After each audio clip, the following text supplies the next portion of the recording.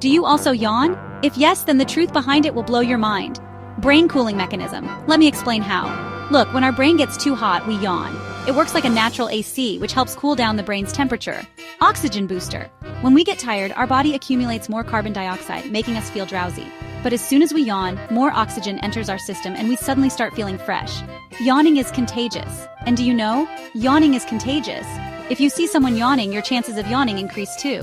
The biggest question, why do animals yawn?